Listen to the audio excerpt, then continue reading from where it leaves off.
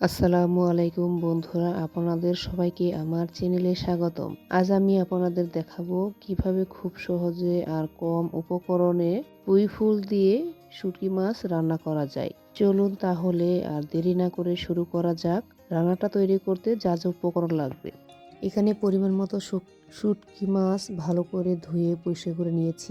এপাশে কাঁচামরিচ মাঝখান দিয়ে কেটে নিয়েছি, আর এখানে পেঁয়াজ কুচি করে কেটে নিয়েছি, আর এই পাশে রসুন আর পেঁয়াজ বাটা নিয়েছি, আর এখানে পুঁই ফুল আর সিম নিয়েছি পরিমাণ মতো, যতটুকু পরিমাণে লাগবে ভালো করে পরিষ্কার করে ধুয়ে নিয়েছি। এখানে পরিমাণ মতো সবগুলো উপকরণই কিন্তু আমি নিয়ে নিয়েছি। রান্নাটা তৈরি করতে যা যা লাগবে, চুলায় কড়াই বসিয়ে দিয়েছি। এখন পরিমাণ মতো তেল দিয়ে দিলাম।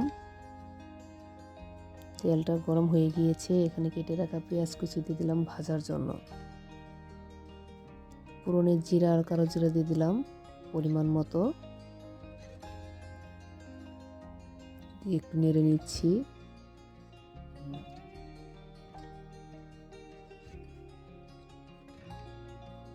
পেঁয়াজটা কিন্তু আমার ভাজা হয়ে গিয়েছে। এখানে বেটে রাখা রসুন আর পেঁয়াজ বাটা দিয়ে দিলাম 1.5 চামচ পরিমাণ, দিয়ে নেড়ে নিচ্ছি যেন কাঁচা গন্ধটা না থাকে রসুন পেঁয়াজের।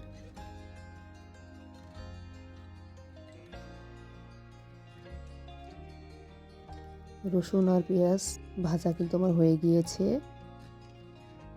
এখানে 1 চামচ পরিমাণে হলুদের গুঁড়া দিয়ে দিলাম।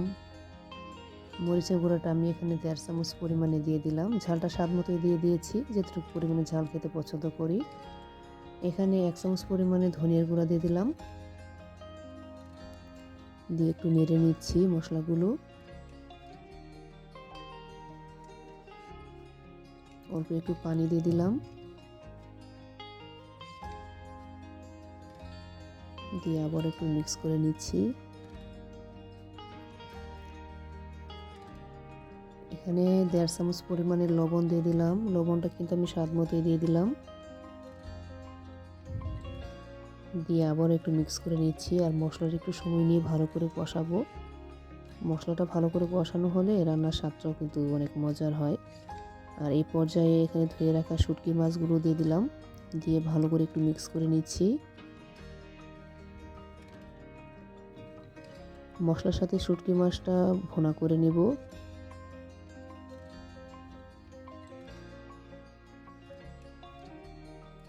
মশলা শুটকি মাছটা ভালো করে ভুনা হয়ে গিয়েছে। এ পর্যায়ে ধুয়ে রাখা পুঁই ফুল আর সিমগুলো দিয়ে দিলাম, দিয়ে ভালো করে মিক্স করে নিচ্ছি।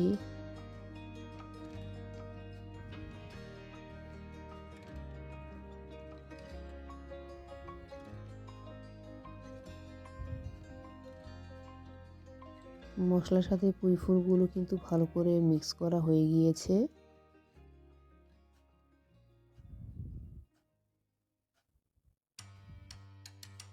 এখন কষানোর জন্য কিছুক্ষণ অপেক্ষা করব। এই পর্যায়ে এখানে কেটে রাখা কাঁচামরিচ দিয়ে দিলাম। কাঁচামরিচগুলো মাঝখান থেকে কিন্তু আমি কেটে দিয়ে দিয়েছি পরিমাণ মতো, দিয়ে ভালো করে আবার মিক্স করে নিচ্ছি। ভালো করে কষানোর আগ পর্যন্ত অপেক্ষা করব। ভালো করে কিন্তু কষানো হয়ে গিয়েছে। আর পুঁই ফুল আর সিমগুলো এখন ভালো করে সেদ্ধ হওয়ার জন্য এখানে পরিমাণ মতো ফোটানো গরম পানি দিয়ে দিলাম,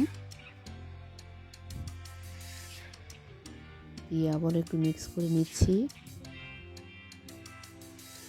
এখন পুঁই ফুল আর সিমগুলো সেদ্ধ হওয়ার আগ পর্যন্ত অপেক্ষা করব। পুঁই ফুল আর সিমগুলো কিন্তু ভালো করে আমার সেদ্ধ হয়ে গিয়েছে। এখন বাটিতে নামিয়ে পরিবেশন করব। তো বন্ধুরা, এই ছিল আজকের পুঁই ফুল দিয়ে শুটকি মাছ রান্নার রেসিপি।